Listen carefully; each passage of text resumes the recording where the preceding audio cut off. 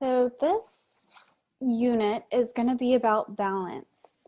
And balance is something we've definitely been touching on with all of our projects. You may have seen it in the feedback that you received that, you could adjust this or that to get more balance. And today we're really going to talk about the ins and outs of that. Like, what can you do consciously, intentionally to balance something out? So I picked this example first. It's a pretty complicated image, meaning it's got a lot of different elements going on. But even though it has a lot of different elements going on, everything feels really balanced. And we're really going to get into today why that is. So this kind of, works in tandem with a lot of the other principles we've been talking about, like unity.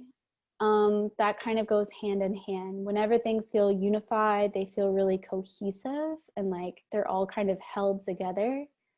It's the same with balance. When things feel balanced, they all feel very held together by one another. So at the most basic level, balance is the distribution of weight.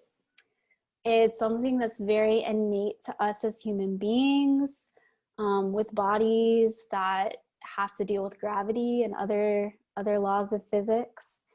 So whenever there's a lack of balance on a very subconscious level and maybe conscious as well, we feel sort of disturbed, right? Like something's not right, we want to fix it. And this is my classic example of the picture frame that's tilted slightly. And most of us have the urge that we want to like jump through the screen and just adjust that to make it click. And so that is basically what balance is in the composition, just adjusting things until they click. And it has a lot to do with this idea of weight distribution. So in the physical world, we're definitely talking about physical weight and how to balance that. We want balance with that. But in the design world, we're talking about something called visual weight. And visual weight, also known as graphic weight, is measured not in pounds or ounces, but in the way that it pulls your eye. So the stronger and more powerfully it grabs your eye, the more visual weight that it has. So we'll look at all of these different arenas and I'll let y'all kind of try to feel out which one would have more visual weight, like what would draw your eye first. So for dimension, and I'll just pause so you can kind of the quiz yourself, or you could pause it as well. So for dimension, the larger one is going to have more visual weights. For shape, it's actually going to be the more irregular one that's going to grab your eye. So the geometry is like, more conducive to like a pattern or sameness. But if something's more irregular, it's going to draw your eye. And we'll look at some examples of these, but really pay attention to this because this is like the core list whenever you're balancing things out. I'll also say that a lot of this is really intuitive. And so whenever you're kind of in the zone and you're making your art, a lot of things like just happen and you make these choices naturally. It's kind of a testament to this being our natural inclination for things to just kind of feel right. So orientation, vertical elements are going to have more visual weight to them. Location, depending on where they are in the frame, it's going to feel heavier. So if it's in the corner or the upper part, it's going to have less visual weight. If it's right or centered, it has more visual weight. And the left or lower part is going to feel heavy and have more visual weight. So this one's pretty easy. The color of something. If it's got a warm color, like if it's in those fiery red, orange, or yellow, it's going to have more visual weight. If it's really saturated, like really strong, potent colors, those are going to grab your eye and have more visual weight. The darker values have more presence and more visual weight. And then here would be, you know, the opposite of all that, the vice versa. And I put this exception here. If it's in contrast to the other elements, then throw that out, which I know sounds confusing, but we'll go over that in just a second. But first, let's look at something that is not in balance, so you can kind of understand what that feels like.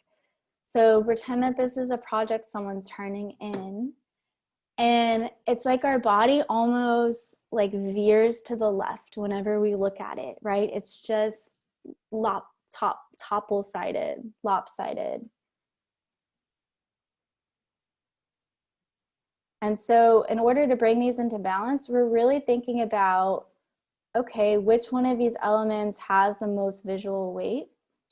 And you can see like the darker ones, obviously, the bigger ones, the textured ones that are more irregular. So now that we know which ones weigh more visually, we can really start to bring them into balance in certain ways that we'll talk about in just a bit. But just to sort of drive it home, which one has more visual weights out of these two elements? So obviously this one. Whereas this smaller one is going to have more visual weight. And that's happening for a lot of different reasons, right? Of course, because it's red, but also notice that it's center placed, which is what was on that list, has more visual weight. Notice that it's textured as well. That gives it more visual weight. Notice that I changed the background because actually when I had a darker background, this didn't weigh as much visually because of that contrast, right? Remember that asterisk I put, if it contrasts the other elements? So this gray, it's really light in its value. It's a really light gray. And it really pops against a dark background. So I got rid of the dark background so it wouldn't have that contrast and pop, and it wouldn't draw our eye in. So I'm really just putting a lot of visual weight on this one. Okay, so how do we balance out these different visual weights? This all is going to happen along an axis. So you saw in this one that the axis is vertical, and that's usually how it goes. You're usually balancing things on an imaginary vertical line going down your composition, but also you want to consider things horizontally as well. But primarily it's the vertical axis. And what our whole goal with this, we want unity, we want stability, and that's really what it brings. Like it gets rid of that like subconscious unease that people have whenever they look at something that doesn't feel balanced. That's really distracting, right? So having stability and balance just help us like really focus on the message of what's being presented. So this is a bookshelf and it's very balanced. And it actually like kind of illustrates this vertical axis for us. We don't always get that. We usually don't get that, but this has a vertical axis just kind of built in. And you can see that the shelves are balancing it on either side. But something that's a little bit less, equal on both sides of the axis, but still feels very balanced, is this movie poster. And you can see it's got a few major main elements. And you can look at this vertical axis and you can start to really analyze it, right? So there's that intuitive aspect of it, but there's also, we can like break this down and say, okay, why exactly is this balanced in the end? So let's look at the elements. We've got the most visually heavy element is the car and the person, which kind of combines into one element. It's called attraction of the mass, and it's in a later slide. And then we've got this element who is actually contrasting against the background. So even though she's smaller, she's still got like some visual weight going on because of that contrast. And because of all of these elements that are on the other side of the axis. So this heavy element, the fact that it's on the right side, if you remember that list, makes it a little bit lighter. So we're really able to take an element that normally wouldn't have that much visual weight, right? It's kind of light in value and it's small. And I'm talking about this, this character. And then we're balancing against this like visually heavy element. So we're using all of these different, we're keeping all these things in mind when we're balancing them on the vertical axis. Like, oh, the heavier one definitely needs to be on the right. Oh, the background definitely needs to pop against the dress. Oh, we need some more elements on the left side with the woman to balance things out. So imagine things differently. Imagine this car is on the left. And just like understand in your mind's eye how much heavier that would be. Conversely, try to move things around a little bit. Try to get rid of the letters, right? All of a sudden, this feels really empty and vacant and unbalanced. So I know that's usually my comment about balance with people is like in terms of negative space. That's probably how you've heard me talk about it so far. Of just like, you know, this feels a little heavy on the left or the right, so maybe you could put an element here. Because you're really just, it's like a fulcrum or a scale. And, you know, it's not exactly like 2 pounds on this side, 2 pounds on this side. There's so many different ways that things like have weight visually. And so you're weighing all of that against the other side. And back to that sort of intuitive sense, it's like when things come into balance, you can just feel it. Like everything just kind of clicks. And it just sort of feels like inevitably right. Like this is the solution. It's inevitably right. And I think that I experience this most in collage work.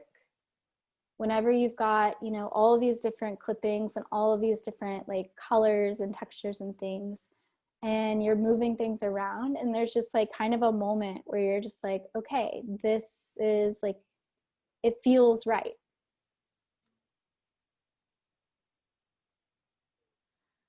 So we'll talk about the two different types of balance. There's symmetrical and then there's asymmetrical.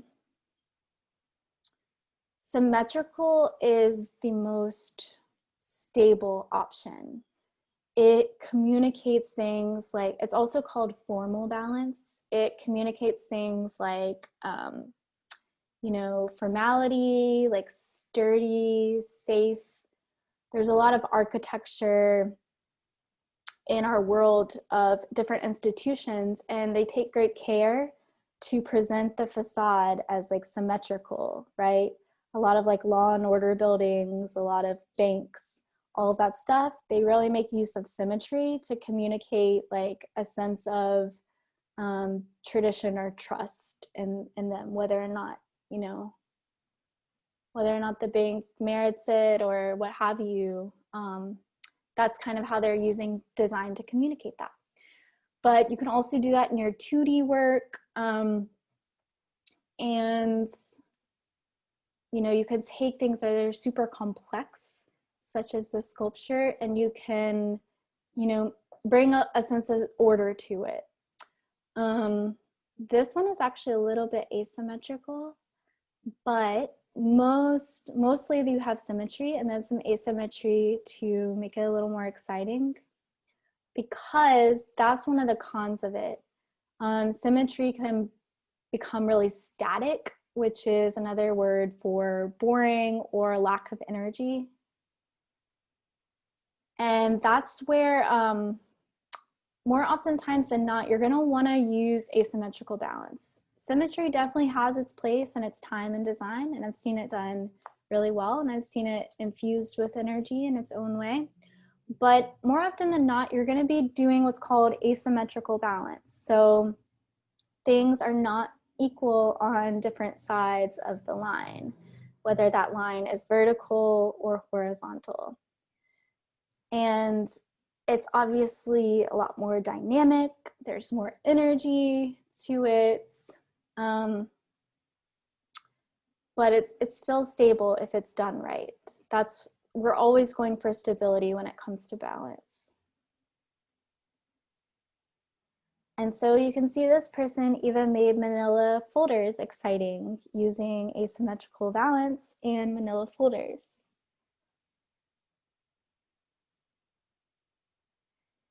So, okay, balancing with different elements.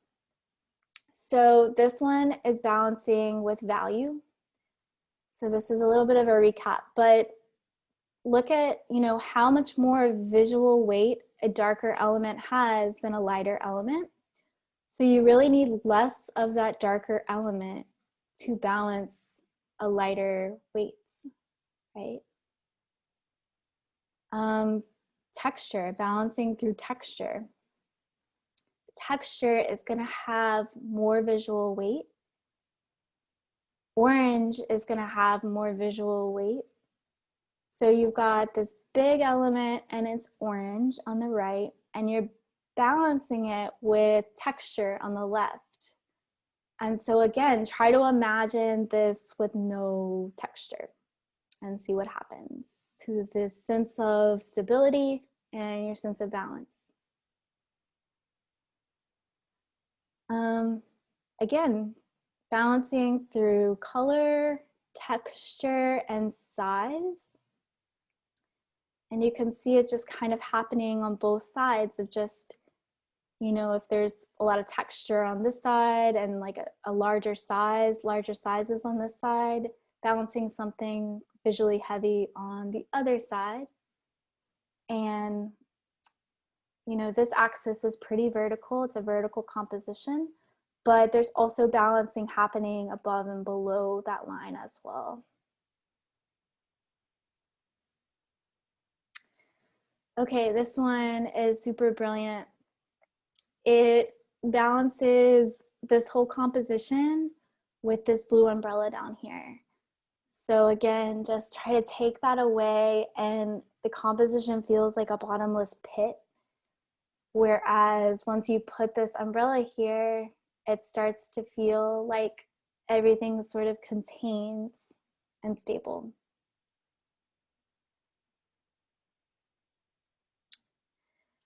And so another really key concept when talking about balance is called the golden ratio.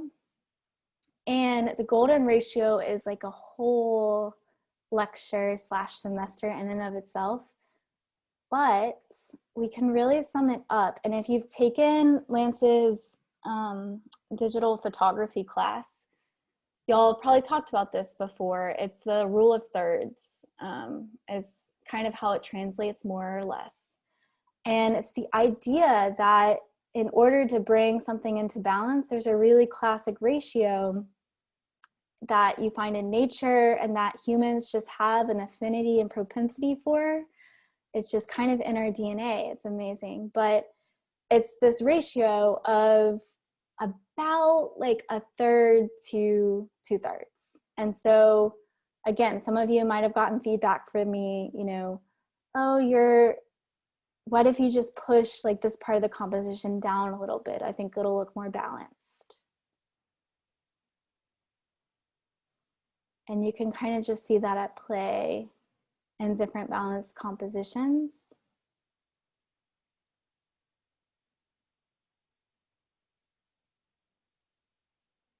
So this is it's a lot like physics. You know, you move the heavier things sort of inward. That can be a way to balance things out. Just as a really quick, hard, fast rule, we obviously got a lot more in depth and a lot more nuance with everything I just said. But you want your really heavy stuff not to be dead center, because again, that's static and that's boring, but to have things sort of like moving towards that direction. That being said, artists do sort of like thwart this and rebel against this in their artist ways. And I actually also did whenever I was designing this slide. I sort of push things away from balance, right? Because making slides is definitely a balancing act. But here's an artist that resists balance and sort of made their composition really like top heavy. And they did that on purpose. And I will say, like, mostly you still get a sense of balance in this one, but they just kind of pushed it to the edge as far as it will go while still having unity. And this is about, you know, your time's running up, you're headed to the guillotine, like it's pretty dark. So they wanted that stir, that inner stir that you get when things are off balance. They wanted to push you there emotionally. Same thing here, right? So all of the visual weight is pushed to the edge, like to the corners, to the very edge of it all. And so that does a certain thing emotionally. And it's kind of interesting in this piece because we're looking at something that's yellow and, you know, otherwise like super happy. And then we get like a little bit of stir of something, right? A little bit of unease at the fact that like all of this negative space is unaccounted for and unbalanced. And that was very intentional. So that does happen. So the last three things we'll talk about are other factors to consider. And I actually got all this from a book about making videos, and like these three things about making videos and about making taking photography as well. But I think it's really helpful, kind of changed the way that I was thinking about balance, sort of added a sense of depth to it. So the first thing is called attraction of mass. And all this is that two or more objects, when they're super close and similar in some ways, we combine them visually into like one graphic weight. And so that's what we're balancing, right? So all of these over here. And luckily they're balanced against this like huge, these huge white aprons, right? Or else it will be super heavy on this side, right? But, you know, we kind of combine them in our minds. So that's something important to keep in mind when you're balancing stuff. And the movie poster in the beginning, we saw that happen with the guy in front of the car. That was happening. The other thing is magnetism of the frame. Good, okay, didn't know if I put the image in, but this is whenever the actual like sides of the frame, the top, the sides, and the bottom, they have a certain like draw to them. The top being the strongest. So that's why whenever you want things to feel balanced, you want to give enough headroom to sort of break that magnetism. So you want to position the head with enough room on all sides that it's not like sticking to the top of the frame and being magnetized. So just like another way to balance things out.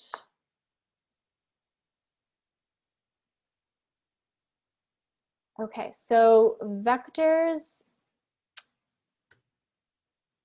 are a lot of things, right? They They pull our eye in different directions. So we talked about vectors a little bit in a couple of, I think it was our first unit that we did on Unity. Oh no, it was the elements one. It was the elements one. But you remember vectors have a direction to them, right? So it can be like someone looking, someone pointing. It can be a line that starts and doesn't really finish, but it's implied. It can be a line that does start and it does finish, right? It's just a path that our eye is being moved and drawn through. So these vectors have different magnitudes. They pull our eyes in different strengths. And the more magnitude it has, the more room that it's gonna need, right? And this is just done by like, same way that we did before. We just gave it more room from the edges and more room from other elements, right? So that's just another way to bring things into balance. If you realize your eye is getting like pushed and pulled like way out of the frame, you can bring that back into balance by adjusting that vector. Maybe you need to turn it a little bit. Maybe you need to move it. Maybe you need to do both. Maybe you need to make it smaller or like take down the magnitude somehow, some way. Maybe it's like super sharp.